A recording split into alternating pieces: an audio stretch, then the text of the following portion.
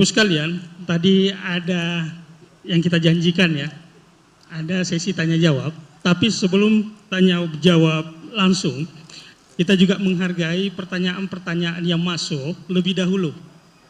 Jadi panitia sudah menghimpun dan menyensor beberapa pertanyaan karena banyak sekali, ratusan pertanyaan yang masuk.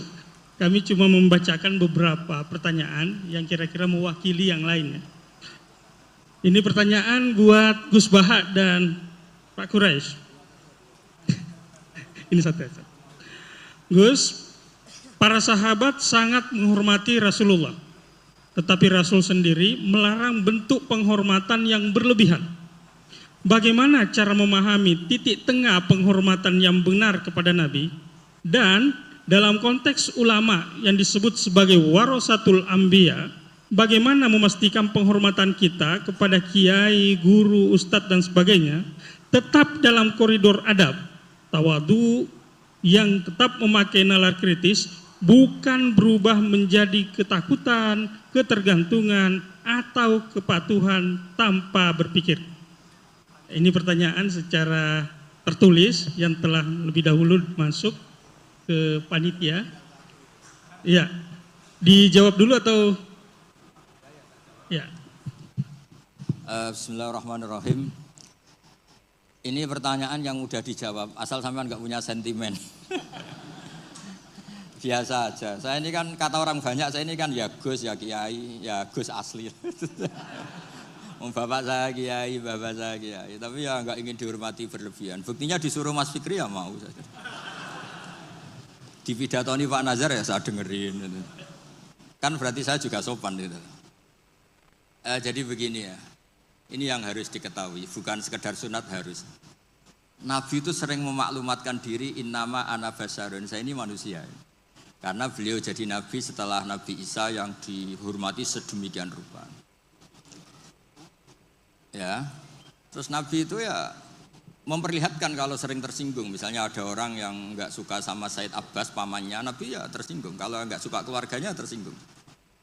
Tapi setelah itu Nabi membenahi dirinya sendiri bahwa saya ini Nabi, rujukannya hak, bukan sentimen keluarga.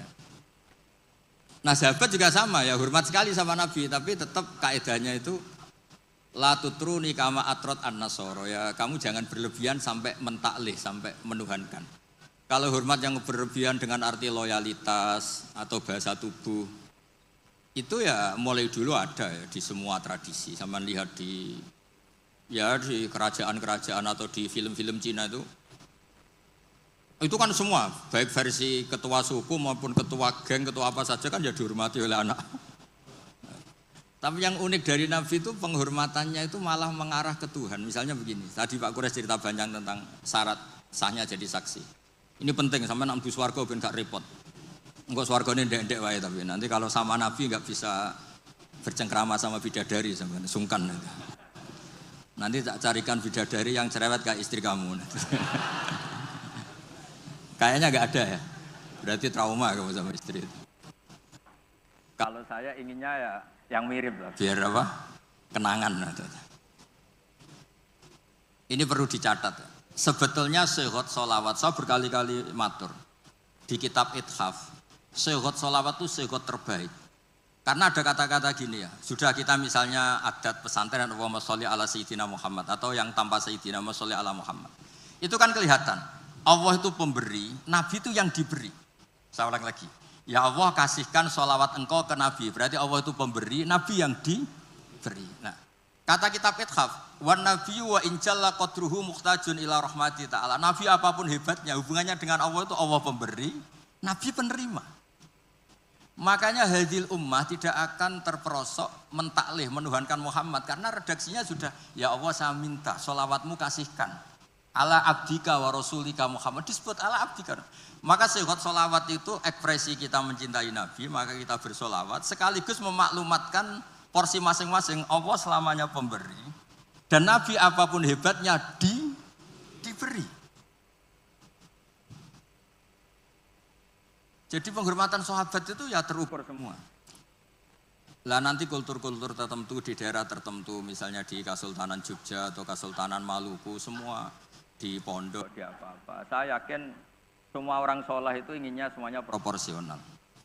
Nggak tahu kalau yang sentimen, tapi semua orang soleh itu inginnya pasti propor. So, itu pasti, tak jamin.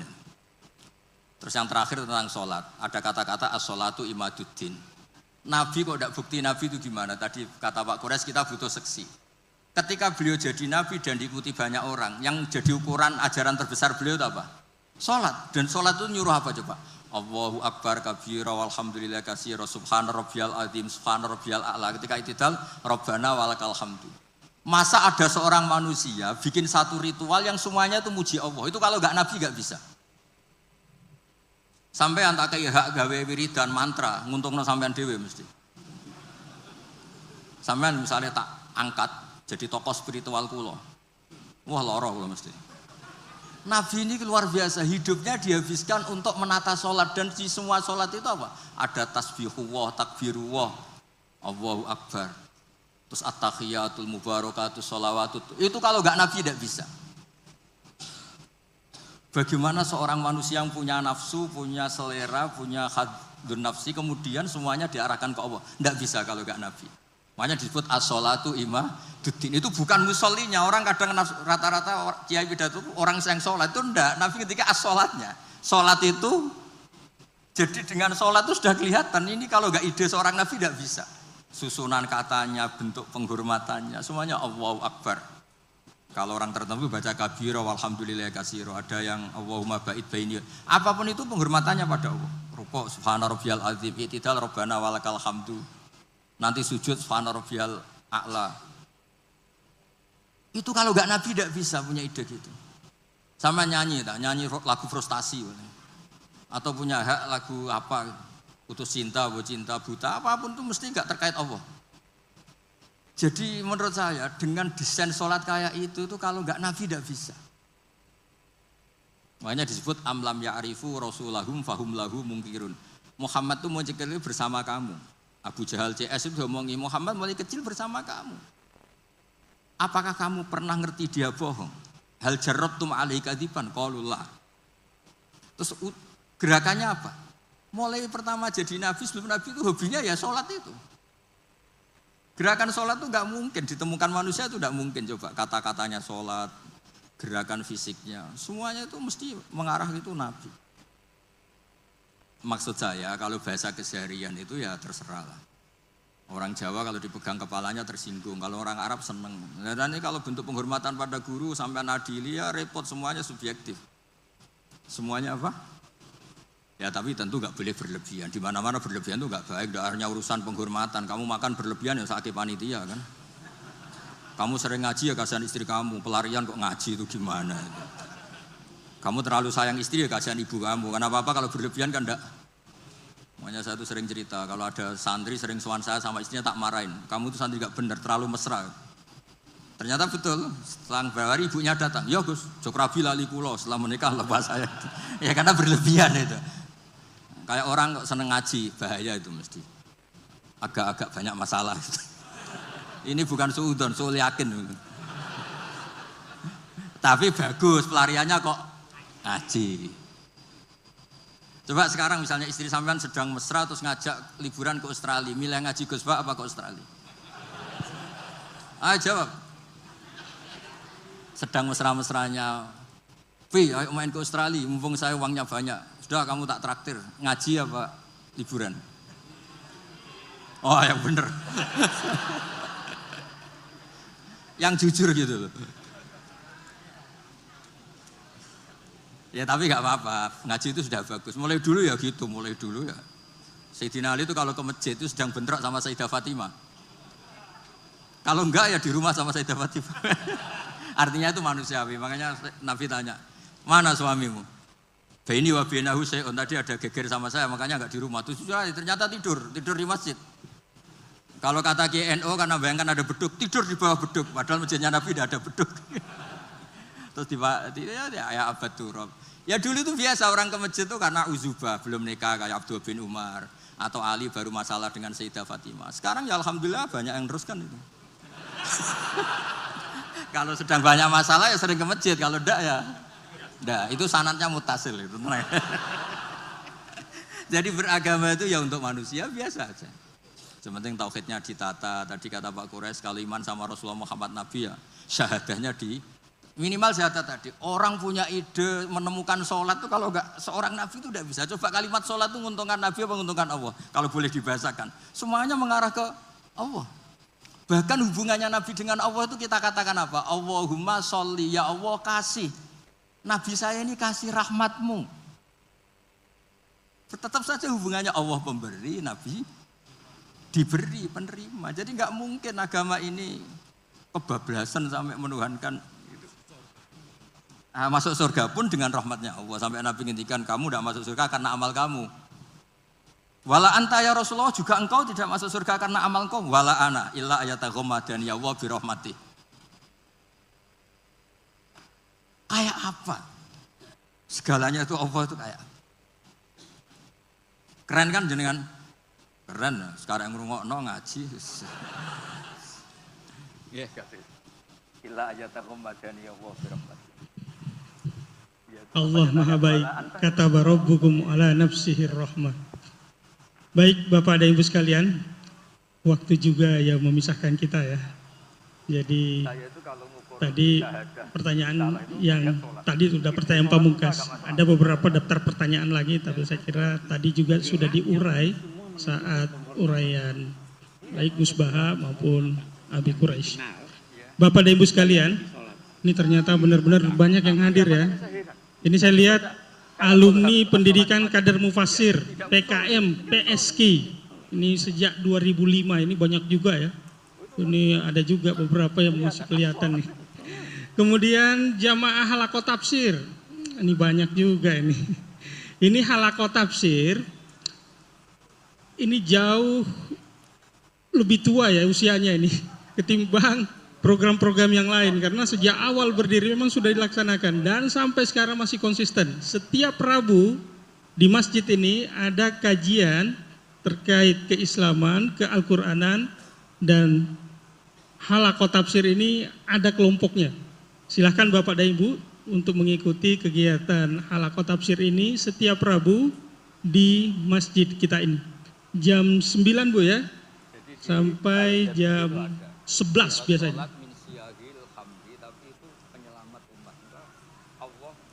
Ya, dan masih banyak lagi yang lain hadir di sini. Kami ucapkan terima kasih atas kehadirannya. Dan mungkin ada satu pertanyaan lagi ya. Ini ya kita kasih jamaah perempuan satu aja ya. Tapi pertanyaannya singkat ya, singkat karena waktu juga.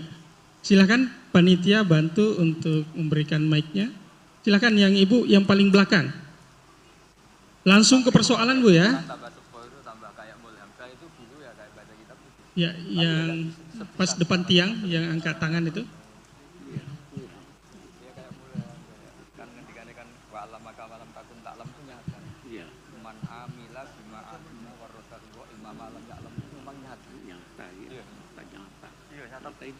Silakan Bu. Dan sebutkan namanya, dari mana, dan singkat. Assalamualaikum, saya Ibu Wahyu dari Depok. Mau tanya ke Gus Baha, mau bagi ilmu sakleknya Gus. Dalam ibadah, segala ibadah itu kan tergantung ikhlas. Ikhlas itu kadang hati ikhlas, pikiran enggak. Kadang pikiran ikhlas, hati enggak. Nah itu cara nyingkronin itu gimana Gus Baha? Makasih, assalamualaikum warahmatullahi wabarakatuh. Terima kasih Bu ya. Langsung dijawab sama Gus Baha. Ya ini alhamdulillah ada yang berani tanya ikhlas. Ini semua yang datang juga agak ikhlas. Karena ikhlas itu makom yang susah. Tapi justru itu tantangan apa? Jadi kalau tadi asmani siapa? Soalnya dari Bogor tadi ya, dari mana? Depok ya dari. Depok ikut Bogor apa Jakarta? Jakarta bagian. Pokoknya ikut dunia lah pokoknya. Jadi begini, ini sekaligus mengertikan teman-teman dari BG, alumni semuanya yang hadir. Ikhlas itu nomor kesekian. Yang penting protap ibadahnya itu benar. Misalnya gini, Anda sholat tidak ikhlas tapi jamaah. Enggak ikhlas, ingin dapat pujian tapi jamaah. itu di situ kan ada pengakuan kalau itu wajib. Jadi selalu ada kebaikan dalam kebaikan, meskipun tidak ideal. Misalnya Anda jamaah tidak ikhlas, tapi mengekspresikan diri sujud, mengekspresikan diri ruko itu sudah luar biasa. Makanya sebagian ayat ini Pak Kures sangat paham, ada mukhlisin, ada mukhlasin. Sebetulnya ada harapan kalau Allah ingin menghendaki, kita tidak ikhlas tapi dimukhlaskan, dimurnikan sama Allah. Karena berkahnya protap yang benar. Misalnya gini, saya sodako sama fakir miskin tidak ikhlas, ingin jadi DPR, kayaknya saya ada potongan tapi. Atau ingin nyalon bupati, kan tidak ikhlas. Tapi berkahnya ini hal yang manfaat. Saya didoakan sama fakir miskin ini, karena tak kasih sesuatu yang manfaat. Jadi menurut saya, Anda jangan hanya ngaji ikhlas, juga ngaji pentingnya amal soleh itu pasti bermanfaat. Sama lagi pentingnya amal soleh itu pasti bermanfaat. Makanya di Quran tuh sering seorang nabi dipuji innahu min ibadinal mukhlasin, pakai isim maf'ul. Yang dimurnikan. Sama lagi mukhlasin tuh yang dimurnikan. Saya beri contoh tapi Pak jangan tiru, terutama yang muda-muda ini yang masih puber-puber bahaya itu kalau ditiru. Zulaikha itu cantik, cantik banget. Ya pinter goda, sudah cantik pinter goda Zulaikha ini. Yusuf itu ganteng, perjaka. Ya layak digoda, makanya sama niru susah karena ini butuh layak digoda. Nah ini dengerin betul ini, betapa ikhlas itu nomor 2, yang nomor 1 itu amal itu benar dulu. Sehingga digambarkan Quran walaqad hammat bi, Zulaikha ingin nikmati Yusuf, wa hamma biha, Yusuf sebagai orang normal juga ingin nikmati Zulaikha. Tapi terusannya laula ar-ra'a burhana rabbi, terus Allah ngendikan kadzalika linasrifa anhu awal fakhsha. Ini campur tangan Allah itu nomor 1. Tapi saya kata Allah tetap gak ingin kekasih saya ini ada masalah. Lagi-lagi kita harus selalu berdoa supaya Allah yang menyelamatkan kita. Bukan amal kita, bukan ikhlas kita, bukan semuanya. Kita hanya bergantung ingin diselamatkan Allah. Ini disebut iyyaka na'budu wa iyyaka nasta'in. Kita hanya minta pertolongan dari Allah. Ya mungkin Nabi Kures kali. Buatan kersane. Terakhir jenengan doa. Monggo. Baik, ini satu lagi pertanyaan yang sudah masuk ya, yang ringkas dan sudah menghimpun semuanya. Dan sekaligus sebagai kesimpulan dari pertanyaan kita hari ini untuk Gus Baha dan Abi Quraisy. Ya ini Abi Quraisy Ya ini pamungkas benar ya. Bagaimana cara terbaik kita dalam meneladani Rasulullah zaman now, zaman sekarang?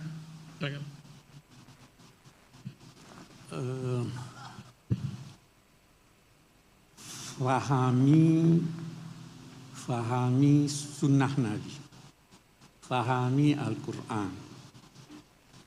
Satu hal, Rasul itu punya fungsi bermacam-macam. Bisa jadi fungsinya sebagai pribadi. Dia suka makan ini, dia tidak suka makan itu. Itu tidak perlu teladani itu. Dalam konteks pertanyaan itu banyak. Ya, Nabi sebagai hakim, Nabi sebagai mufti, Nabi sebagai politisi, Nabi sebagai anggota masyarakat dan lain-lain sebagainya, macam-macam. Nah, itu sebabnya tadi saya katakan teladani dengan cerdas. Saya mau beri contoh tadi, ini minta maaf nih bapak-bapak. Tadi waktu dari dalam saya tidak pakai sendal, Gus Baha tidak pakai sendal. Ada yang paksa, Pak Kures, nanti ada beling pakai sendal. Terus ada disodorkan pada saya sendal orang lain, saya tidak tahu. Ya, tolong itu dilihat tuh nanti. Ya toh. Dulu masa Nabi mau kita lihat Nabi. Jangan ada yang pakai alas kaki. Jangan pakai alas kakimu kecuali setelah keluar masjid. Kalau di dalam masjid atau pakai waktu mau keluar di ini. Kalau semua harus pakai alas kakinya waktu keluar, itu tidak mungkin. Jadi walaupun Nabi sudah perintahkan seperti itu, situasinya tidak memungkinkan. Jangan lantas berkata, saya ikuti aja Nabi, nanti yang keluar semuanya pakailah alas kaki, jangan pakai alas kakimu dalam keadaan kamu berdiri. Semua berdiri, tidak keluar-keluar orang kita di sini. Jadi fahami dengan cerdas. Jangan ada yang berkata, Nabi menikah, mau teladani Nabi. Itu orang bodoh dan orang sombong. Bodoh karena dia tidak tahu ini bukan tempat meneladani. Dan sombong karena dia merasa dirinya sama-sama Nabi. Jadi pelajari situ, pelajari apa. Satu contoh lagi yang lain saya beri. Soal Nabi terkadang berfungsi sebagai hakim, terkadang berfungsi sebagai mufti. Ucapannya itu harus kita teliti.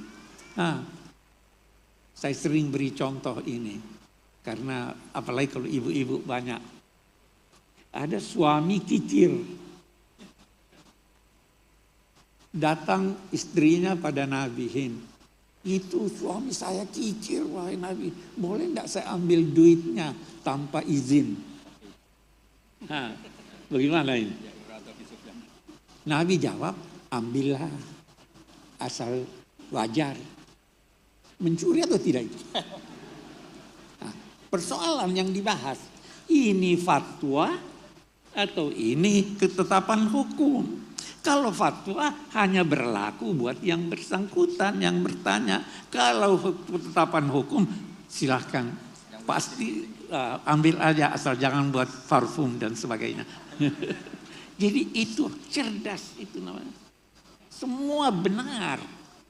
Tetapi harus disesuaikan dengan kondisi kita. Harus seperti tadi juga penghormatan. Satu masyarakat beda penghormatannya dengan ini. Orang Eropa tidak segan tangannya di pinggang sambil bicara sama orang tuanya. Jangan coba-coba itu di sini. Itu budayanya beda. Jadi itu namanya kita meneladani Nabi dengan cerdas. Itu sebabnya fattabi'uhu. Pelajari, ikuti sesuai dengan kondisi masing-masing. Tadi itu soal pesantren, itu orang tidak ngerti pesantren itu yang berkata, saya di sini, ini untuk diketahui, saya di sini anak-anak pusat, saya tidak mau kalau saya masuk ada yang berdiri. Saya bilang, bukan Indonesia Raya. Tidak perlu berdiri. Karena dia di Jakarta. Boleh jadi di tempat lain, saya dulu waktu di pesantren begitu. Itu situasinya seperti itu. Saya tidak mau orang nunduk-nunduk, tidak usah kalau di sini. Tapi kalau di tempat lain, jangan tidak mengerti budaya setempat. Dulu itu ada heboh waktu penandatanganan Bung Karno, Pak Harto menandatangani bantuan itu sambil begini. Itu dikritik orang. Karena dia tidak tahu budaya setempat. Pesantren itu ada budayanya. Universitas itu ada budayanya. Kita diperintahkan menegakkan ma'ruf, budaya positif. Jadi itu begitu meneladani Nabi ya. Jadi cerdas, harus cerdas. Oke deh, saya kira itu. Mau berdoa.